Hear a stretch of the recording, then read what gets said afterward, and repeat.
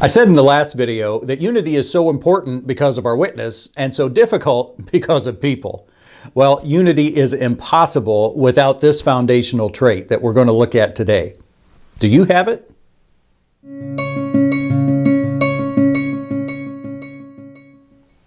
In Philippians chapter 2, verses 2 through 4, Paul writes, "Complete my joy by being of the same mind, having the same love, being in full accord and of one mind.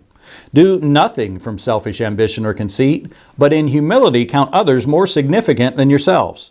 Let each of you look not only to his own interests, but also to the interests of others." Let's be honest, that's not easy.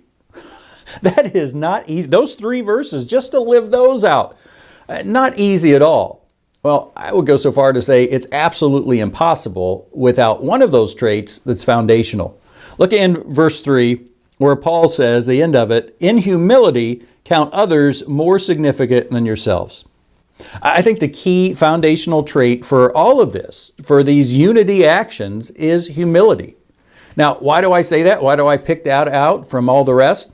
Well, one reason, the context. Paul's going to go on and talk about Jesus emptying himself, to come to earth, to live as a servant, and to die on the cross, to sacrifice for us. And he's going to make the point, it all comes out of Jesus' humility. That was the foundational trait that allowed Jesus to do that. It's that important. And then another reason I believe humility is so foundational is what Jesus says in Matthew 18. The disciples ask him a question. Verse 1 says, "At that time the disciples came to Jesus saying, 'Who is the greatest in the kingdom of heaven?'" Missed the point entirely of everything Jesus has been trying to instill. And verse 2, "So Jesus, calling to him a child, he put the child in the midst of them and said, 'Truly I say to you, unless you turn and become like children, you will never enter the kingdom of heaven.'" They're asking who's the greatest. He says, if you're not like a child, you won't even get in. And what trait is it of a child that we're to imitate? Verse 4, "Whoever humbles himself like this child is the greatest in the kingdom of heaven." You want to be the greatest? You want to get in? We need humility. And I don't think we realize just how important humility is to the Christian life that God intends us to live. Just like unity, the trait that, humility is necessary to get the unity. It's foundational. And the other problem is, I don't know if we truly understand what humility is. Think about it. When you think of being humble, what comes to mind? For most people, what they think of is not bragging. You do something well, you don't brag about it. Or someone compliments you on doing something well, what do you say? It wasn't no big deal. Oh, that's okay. Or the Christian version, of course, someone compliments you, God gets all the credit, not me.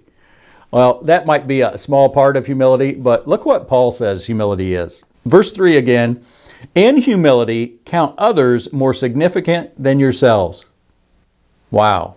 Tell you what, I'd just as soon not brag. I'd just as soon deflect any compliment, give credit to God, than count others more significant than me. Think of their interests and not just mine. That's not easy to do. But that's what true humility is. And that's what it's going to take to lead to unity. Think about it. It's been said that in unity, the you comes before the I. In disunity, I comes before you. If I put me, I first, ahead of you, it's always going to lead to disunity. But if I put you first, before me, that's what's going to create the unity. Well, to do that, that's the essence of humility. That's what it means to truly be humble. And so with that definition in mind, ask yourself, how humble am I? Not just, okay, I don't brag. Do I view others as more significant than me? Look to their interests. And think about it. Do you have a situation or relationship where maybe you do really well at that? Like, I'm good at looking to the interests of that other person or in this situation.